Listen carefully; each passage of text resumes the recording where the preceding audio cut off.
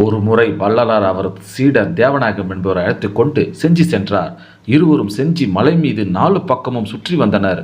தேவநாயகத்திற்கு பெரும் பசி ஏற்பட்ட தேவநாயகத்தை ஓரிடத்தில் அமரச் செய்துவிட்டு வள்ளலார் சில அடிகள் தூரம் நடந்து சென்று ஒரு கையில் பெரிய லட்டும் மற்றொரு கையில் சொம்பு தண்ணீரும் கொண்டு வந்து தேவநாயகத்தின் பசியை தீர்த்தார். மற்றொரு நாள் தேவநாயகத்தின் புதல்வர் ஐயாசாமி உடல்நிலை சரியில்லாமல் கவலைக்கிடமாக இருந்தார். தேவநாயகம் மிகவும் வருத்தப்பட்டிருந்த அந்த வேளையில் இரவு நேரத்தில் கதவு தட்டும் சத்தம் கேட்டது.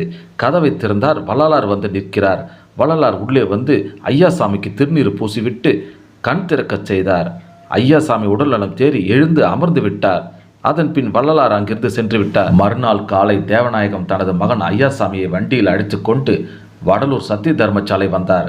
அப்போது வள்ளலார் நேற்று இரவு தர்மசாலையில் பிரச்சாரம் செய்து கொண்டிருந்த தகவலை தெரிந்து கொள்கிறார். வள்ளலார் திருநீர் தந்தது ஆண்டவன் செய்த திருவிளையாட்டே, அதனை வெளியிட வேண்டாம் என கூறி